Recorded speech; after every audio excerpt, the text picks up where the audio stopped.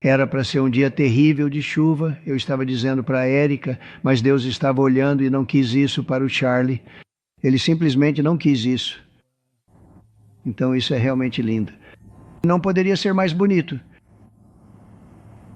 Hoje estamos aqui para homenagear e lembrar um guerreiro destemido pela liberdade, um líder querido que inspirou a próxima geração como ninguém que eu já tenha visto antes, e um patriota americano de profunda convicção, da mais fina qualidade e do mais alto calibre, o saudoso e grandioso Charlie Kirk.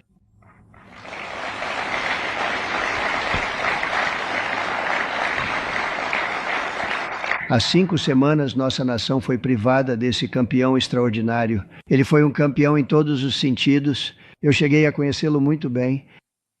Ele não gostava de perder e era capaz de enfrentar pessoas que eram inimigas. E ele não necessariamente gostava tanto desses inimigos, sabe? Ouvi dizer que ele amava seus inimigos e eu pensei, espera aí, esse é o mesmo Charlie que eu conheço? Não tenho certeza, mas não quis entrar nesse assunto. Mas foi um ato horrível, hediondo, demoníaco de assassinato. Ele foi assassinado no auge de sua vida por falar a verdade com coragem, por viver sua fé e lutar incansavelmente por uma América melhor e mais forte. Ele amava este país. E é por isso que nesta tarde é um privilégio para mim conceder postumamente a Charlie James Kirk a mais alta honraria civil do nosso país, a Medalha Presidencial da Liberdade. Obrigado.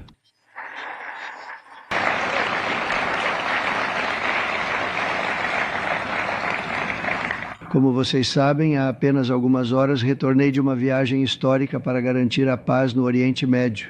As pessoas diziam que isso não poderia ser feito. Charlie acreditava que isso poderia ser feito. Charlie acreditava que isso poderia ser feito. Muito obrigado, muito obrigado.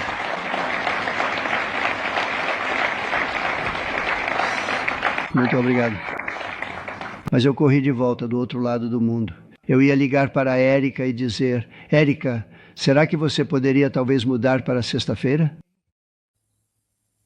E eu não tive coragem de ligar. Mas você sabe por que eu não fui?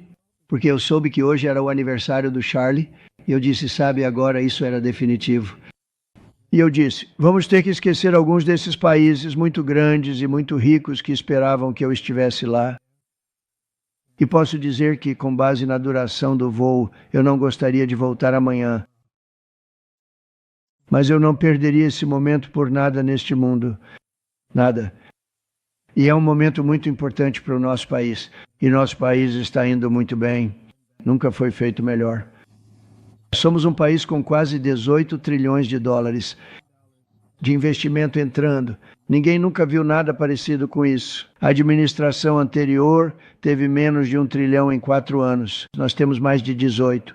Será muito mais de 20 até o final do ano, mais de 20 trilhões de dólares. Nunca houve um país no mundo que tivesse algo assim. O que aconteceu com o nosso país é incrível em um curto período de tempo. Charlie era uma pessoa que sempre dizia, Senhor, podemos fechar um pouco essas fronteiras, por favor, sabe? Estavam realmente vazando muito. Eu disse, Charlie, ainda não cheguei lá. Mas você sabe, nos últimos 4 meses isso mudou. Literalmente ninguém era permitido entrar em nosso país. E as únicas pessoas que podiam entrar eram aquelas que vinham legalmente. As fronteiras estão absolutamente fechadas, completamente. E eles relataram 0, 0, 0 e 0. Então isso é muito bom. Mas ele era um grande defensor. Ele queria pessoas no país mais do que eu, para ser sincero. Ele queria que elas entrassem legalmente e conseguiu o que queria. 14 de outubro é o aniversário do Charlie e ele deveria estar completando 32 anos. Eu te digo, eu nunca, quando o conheci pela primeira vez, ele tinha uns 22 anos. E eu disse, poxa, ele é muito jovem, mas achei que fosse mais velho do que isso, sabe? Ele parecia um pouco mais velho do que a idade dele, mas tudo bem, sabe? Isso não é bom quando você é velho, mas quando você é jovem é ótimo. Ele tinha o melhor de tudo, mas era especial. Mas em vez disso, Charlie está alcançando um marco muito mais importante. Estamos eternizando seu nome para sempre na lista eterna dos verdadeiros heróis americanos. Ele é um verdadeiro herói americano, uma pessoa incrível, muito, muito além de sua idade. E tenho a honra de estar acompanhado por uma mulher que suportou dificuldades indescritíveis com uma força inacreditável. E essa é a viúva do Charlie, Erica, e eu só quero te agradecer, Erica. Ele te amava muito. Eu estive com ele. Por favor, obrigado, querida. Obrigado. Eu estava com ele antes de conhecer a Erica e ele me disse que ia se casar. Ele disse, você não vai acreditar em como ela é linda. Eu disse, bem, agora que a conheci, ele estava certo. Mas então ele também disse. E sabem de uma coisa? Ela é tipo a pessoa mais inteligente que conheço. Vejam, elas combinam ocasionalmente. Não muitas vezes. Não muitas vezes. Mas ocasionalmente elas combinam. Mas ele estava apaixonado por você. Ele estava profundamente apaixonado por você. É ótimo. Erica, seu amor e coragem têm sido uma inspiração para todos nós. E estaremos sempre aqui para você. E estaremos sempre aqui para seus filhos lindos e maravilhosos. E nunca esquecerei o que sua família sacrificou pelo nosso país. O homem amava nosso país. Quando as coisas estavam indo mal para o nosso país, ele ficava tão, como sabem, zangado. Ele ficava zangado porque dizia que não tinha que ser assim. Também temos o prazer de ter conosco um grupo incrível de amigos do Charlie. Amigos muito poderosos, na verdade, e alguns não tão poderosos. Eles são, na verdade, pessoas melhores. Ok, eu sei. Dos menos poderosos, tenho que dizer a vocês, todos vocês, pessoal poderoso aqui embaixo, os melhores do grupo são os menos bem-sucedidos, mas isso também acontece. Não, são todos ótimos e estão aqui. E vamos começar com o pai da Erica. Onde está o pai da Erica? Onde está você? Onde está, pai? Oh, olhem para ele. Uau, eu também quero um chapéu assim. Gosto disso. Como está? Prazer em vê-lo novamente. Agradeço também ao vice-presidente J.D. Vance, que tem sido fantástico. J.D., muito obrigado. Ótimo. Fazendo um ótimo trabalho. Fez um ótimo trabalho no domingo com George Stephanopoulos. Ele o despachou muito bem. Segunda dama, que é uma mulher fenomenal, Usha Vance. Muito obrigado, Usha. Muito obrigado. Grande mulher. Presidente da Argentina, ele queria estar aqui. Isso é um voo sério da Argentina, certo? E ele se tornou uma superestrela e está fazendo coisas incríveis. Ele é uma pessoa maga, mas é Make Argentina Great Again, é o que ele faz, certo? E quero que se levante, por favor. Javier Milei. Fazendo um ótimo trabalho. Muito obrigado. Muitos membros do meu gabinete estão aqui, quase todos estão aqui. Não vou falar de cada um deles, mas vou anunciar alguns das pessoas que realmente transformaram este país e me ajudaram. Pessoas incríveis. Presidente da Câmara, Mike Johnson. Onde está o Mike? Mike, que trabalho você está fazendo, Mike? Que trabalho você está fazendo? E eu assisti esta manhã e você está lá tentando dizer, olhem, apenas deixem o país abrir, tudo ficará bem. Estamos lidando com alguns radicais, lunáticos de esquerda, e eu só queria que o Charlie estivesse aqui para lutar contra eles. Acho que a luta já teria acabado. Ele teria feito uma marcha até o Capitólio com pessoas cuja média de idade é de 21 anos, porque não há ninguém que tenha esse relacionamento com os jovens. Certo, Mike? Então, obrigado, Mike, por estar aqui. Líder da maioria na Câmara, Steve Scalise. Steve, muito obrigado. Um cara corajoso e um amigo. Líder da maioria na Câmara, outro homem fantástico. Tom Emmer. Obrigado, Tom. Líder da maioria no Senado, John Barrasso. John, muito obrigado. Você tem todos esses senadores, Vou me meter em encrenca, não vou ler todos os nomes. Vou ler o dia todo. Falaremos sobre Charlie em cerca de 45 minutos. Não podemos fazer isso. Então, todos os senadores, e há muitos de vocês, muito obrigado. Quero agradecer ao senador Thune por fazer um trabalho excelente. Ele realmente tem sido liderando da maneira certa. Você concorda, Mike? A equipe, esses dois caras têm sido fantásticos. Então, ao senador Thune, quero agradecer muito. Um trabalho incrível. Assisti a ele esta manhã e ele estava lá batendo forte também na televisão hoje cedo. E John Barrasso, obrigado pelo trabalho que você fez e parabéns pelo seu sucesso. Mas quero agradecer a todos vocês e a todos os congressistas que estão aqui. Vejo que temos nossa procuradora-geral aqui no Então e você está fazendo um trabalho fantástico. Muito obrigado, Pam. Obrigado. Muito obrigado. Temos todo mundo aqui. Uau, isso é incrível. Ok, não vou fazer mais nada. Vou acabar ficando aqui tempo demais, mas só quero agradecer a vocês. Vocês deram tanto apoio a ele, mas ele sempre deu tanto apoio a vocês. É por isso que vocês estão aqui, e isso é muito incomum. Charlie James Kirk foi um visionário e uma das maiores figuras de sua geração. Ele foi realmente uma pessoa incrível. E crescendo a passos largos, ele sabia que a luta para preservar nosso patrimônio é travada não apenas no campo de batalha e nos corredores do poder, onde temos um poder tremendo aqui, incluindo o chefe de um lugar chamado guerra. Agora chamamos de guerra. Tínhamos defesa. Tínhamos nosso secretário de defesa, agora temos um secretário de guerra. E, de certa forma, acho que isso é mais emblemático. Espero que nunca precisemos recorrer à guerra. Mas o fato de estarmos prontos é muito bom. A paz através da força é muito importante, mas também nos corações dos jovens da nossa nação. Foi lá que Charlie pedalou melhor. Aos 18 anos, essa percepção inspirou Charlie a fundar a organização. Isso acabou afetando a vida de milhões e milhões de pessoas. E tantos jovens. Francamente, ninguém nunca viu nada parecido. Ponto de virada no Zeuá é incrível. E agora está realmente maior. Nas últimas semanas ficou maior do que Charlie jamais imaginou. Acho que a visão final dele daqui a muitos anos teria sido apenas uma fração do que acabou se tornando. Em algumas semanas, certo? É impressionante. Com muito trabalho, espírito alegre, entusiasmo sem fim e determinação. E ele realmente tinha um grande entusiasmo. Sabe, eu sempre digo que é preciso entusiasmo para ter sucesso. Ele tinha um grande entusiasmo. Charlie transformou a Turning Point na maior organização conservadora de jovens de todo o país.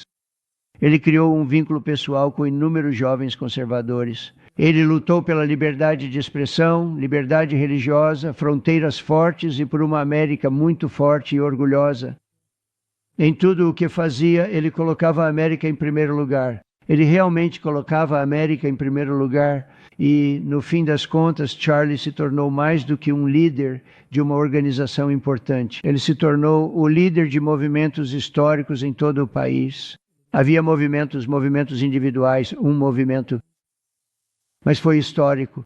Tudo o que ele fez foi histórico. E um verdadeiro evangelista pela causa da liberdade e pela palavra do Deus Todo-Poderoso. Deus era muito importante para Charlie. Ele costumava dizer, sabe, se você não tem religião, você não vai ter um país forte. É verdade. Ele era tão sábio para a sua idade. Sabe, às vezes eu conversava com ele e pensava, esse cara é tão jovem. Ele era realmente um homem sábio.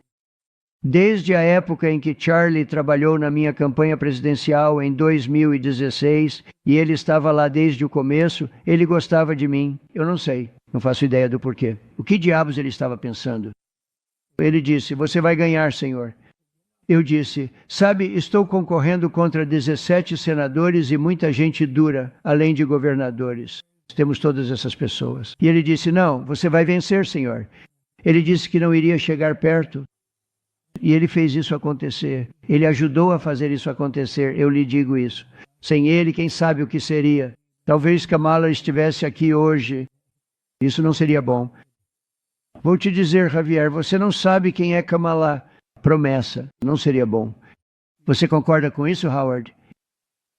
Ele também mobilizou inúmeros cidadãos para irem votar. Chama-se Vá Votar. Muito simples.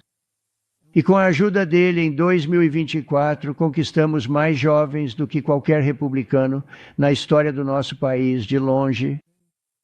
E vencemos o voto popular. Vencemos os estados, todos os 7.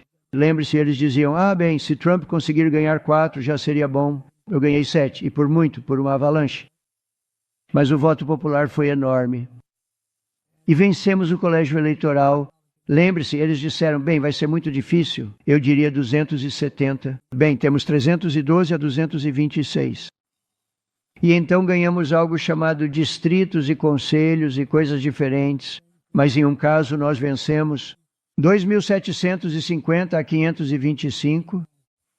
Esse é aquele em que você vê o mapa quase todo vermelho, exceto por uma pequena linha azul de um lado e uma pequena linha azul significando Nova York e um pouco de Los Angeles.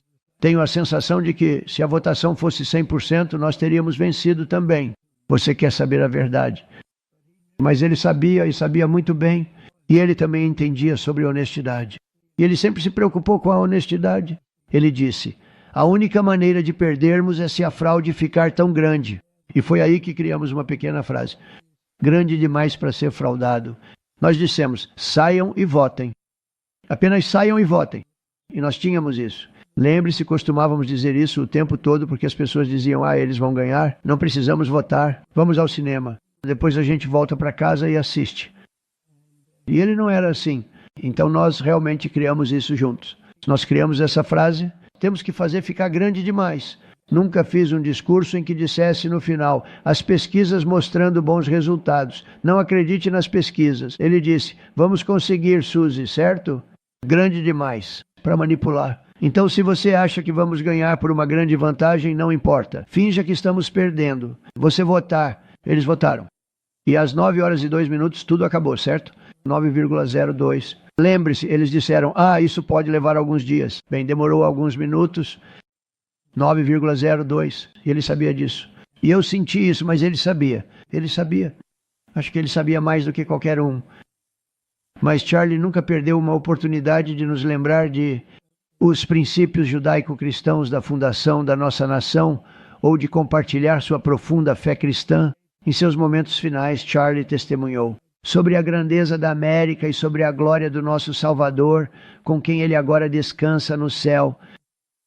E ele vai para o céu. Eu disse, não tenho certeza se eu vou conseguir, mas ele vai conseguir. Ele está lá, ele está olhando para nós agora mesmo.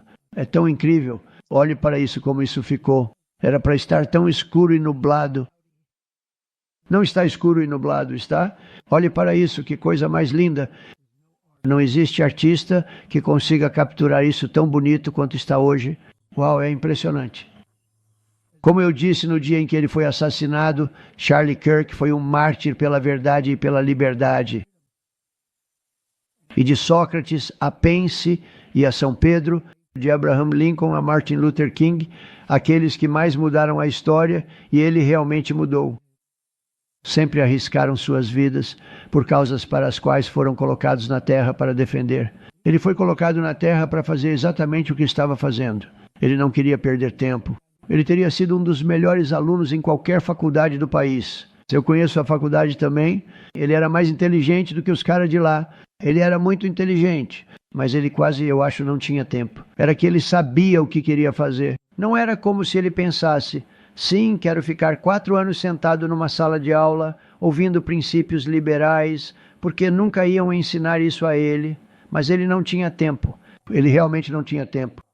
Mas toda vez que os inimigos da bondade e da virtude tentam silenciar a voz de líderes justos e nobres como Charlie, eles falham. Eles parecem falhar. No fim das contas, eles parecem estar indo bem e então acabam fracassando, porque a verdade tem sido implacável ao longo dos anos, ao longo da história. E pessoas como Charlie, é que elas têm um poder que outros não têm e que pouquíssimas pessoas terão algum dia. Então hoje, como aqueles mártires antes dele, a voz, a mensagem e o legado de Charlie estão mais fortes e maiores do que nunca. Eles são maiores do que nunca. Veja, este é um evento horrível, mas trouxe à tona a grandeza de Charlie. Nada poderia jamais substituir isso. É incrível a forma como as pessoas estão falando sobre ele. e com muito amor. Quero dizer, li tantas histórias sobre alguns dos inimigos, mas eu observo os inimigos e é difícil para eles falarem mal dele porque simplesmente não falam. E então você tem pessoas, nos dias desde o assassinato de Charlie, vimos exatamente por que nosso país precisava tanto do exemplo dele. Vimos legiões de radicais da extrema esquerda recorrerem a atos desesperados de violência e terror, porque sabem que suas ideias e argumentos não estão convencendo ninguém. Eles sabem que estão fracassando. Eles têm a ideologia do diabo e eles estão fracassando e sabem disso, sentem isso e se tornam violentos. Eles parecem se tornar muito violentos na esquerda. Eles jogaram veículos contra agentes federais, atiraram com rifles de precisão em agentes do ICE e em mim, você sabe. Mas eu fiz uma curva na hora certa. Eu virei para a direita. Charlie não podia acreditar, na verdade. Como diabos você fez essa curva? Eu disse, não sei. Mas dispararam rifles e ameaçaram a vida dos nossos juízes da Suprema Corte, nossos grandes juízes. Eles precisam ser protegidos. Acabamos de liberar muito dinheiro, 60 milhões de dólares, para proteger os juízes da Suprema Corte. Muito importante. Não podemos deixar nada acontecer. Nos locais de culto, estamos protegendo o nosso povo. Já vimos isso. Um candidato a procurador-geral na Virgínia se gabou de que gostaria de ver o legislador republicano, um legislador na Virgínia, levar um tiro na cabeça e ver seus filhos assassinados. Ele realmente disse isso. E agora ele continua concorrendo ao cargo e a maioria das pessoas continua apoiando ele. Mas ele disse que quer que seu homem seja baleado, disse que quer um tiro na cabeça e ver seus filhos assassinados. E eles continuam concorrendo. Bastante impressionante, não é? Essa é pesada.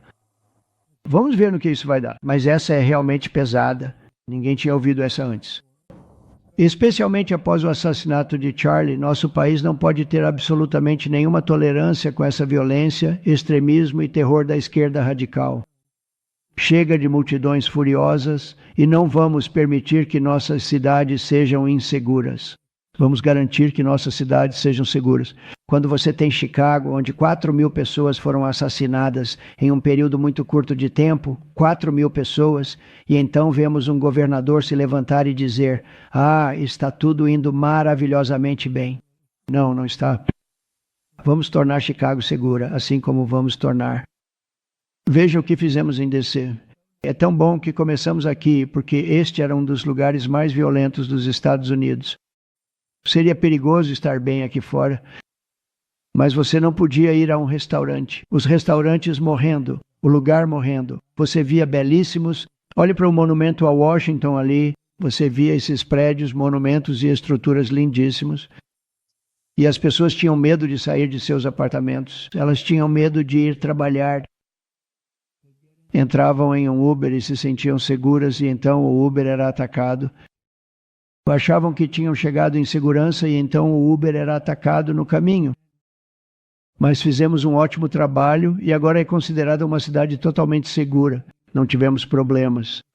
Levou 12 dias para torná-la ótima. Nós tiramos 1.700 criminosos perigosos, muitos deles criminosos de carreira, mas todos criminosos endurecidos. Muitos deles entraram durante o governo Biden, fronteiras abertas. Nós os mandamos de volta para seus países. E alguns eram tão violentos que tivemos que colocá-los na prisão. Não queremos correr o risco de que possam voltar, porque não importa o quão bem façamos, alguém pode conseguir entrar. Eles eram tão violentos e tão ruins. Um deles foi preso 28 vezes. Toda vez que saía da prisão, ele se envolvia em um incidente violento. 28 vezes. E nós o colocamos atrás das grades por muito tempo. Mas já acabamos com as turbas enfurecidas. Já chega disso. Isso é tão inacreditável.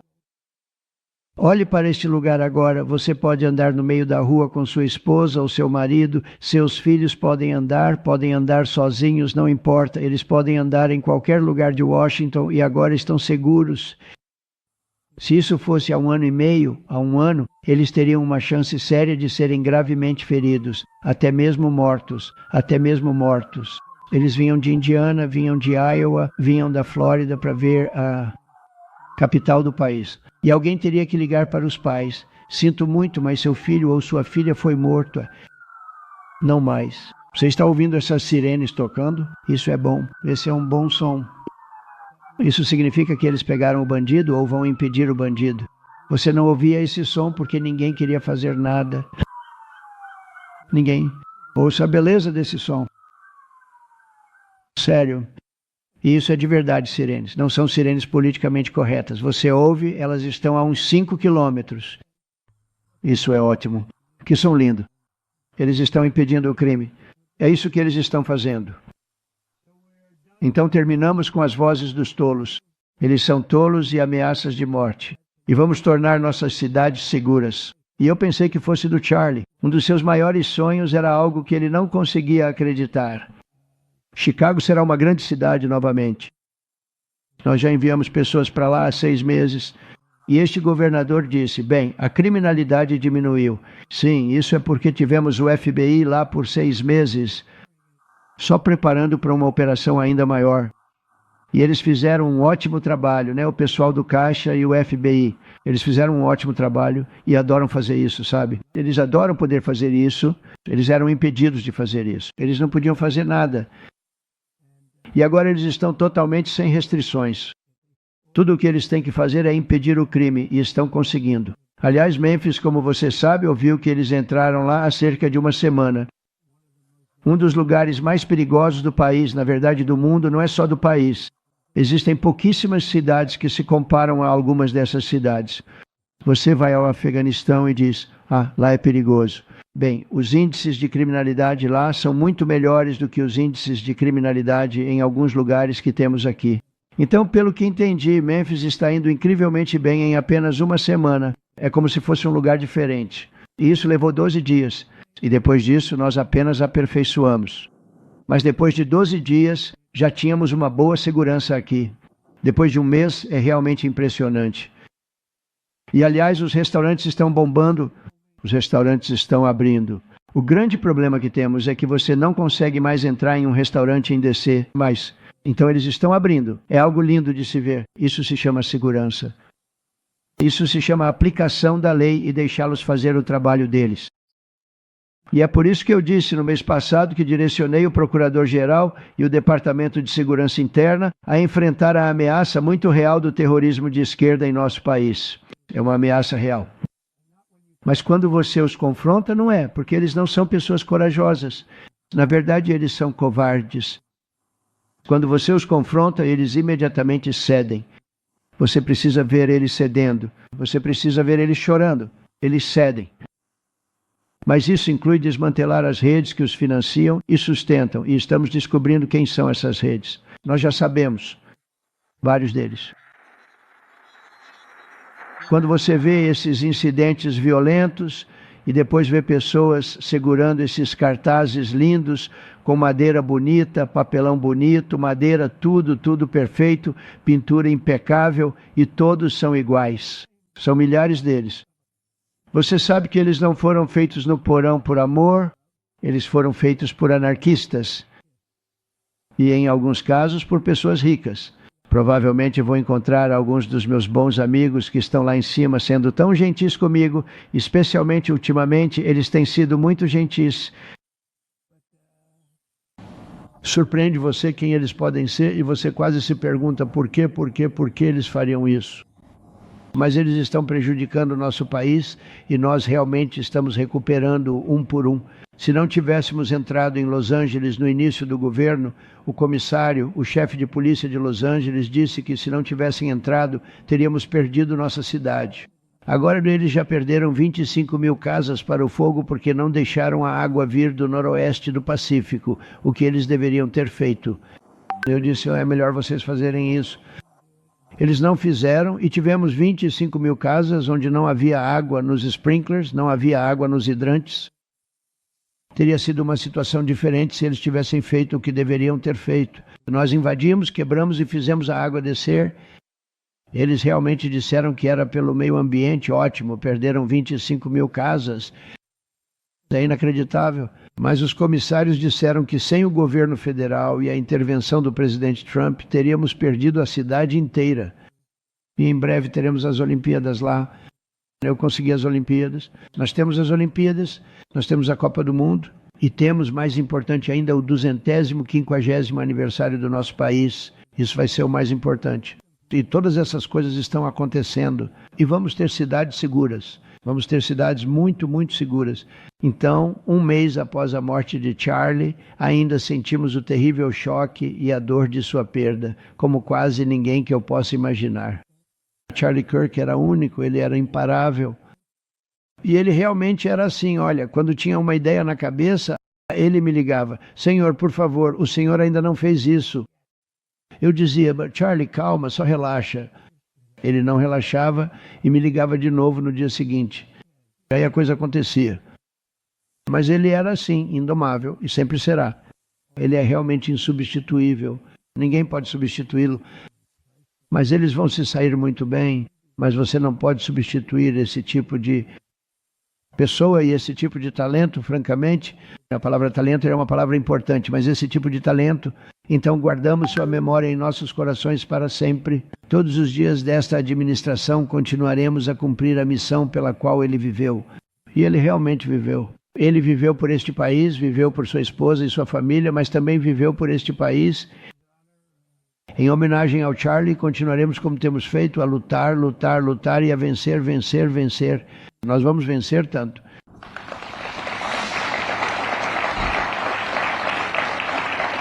Então, a Medalha Presidencial da Liberdade é algo muito importante. Você tem a Medalha de Honra do Congresso Militar e a Medalha Presidencial da Liberdade, que é civil. E a Medalha Presidencial da Liberdade é realmente algo muito importante. Pouquíssimas pessoas a recebem. Pouquíssimas pessoas, francamente, se qualificam. É uma decisão do presidente, mas é uma qualificação muito difícil de se obter. E eu gostaria de pedir, se possível, que o ajudante militar leia a citação de Charles James Kirk para a Medalha Presidencial da Liberdade. Muito obrigado. Obrigado.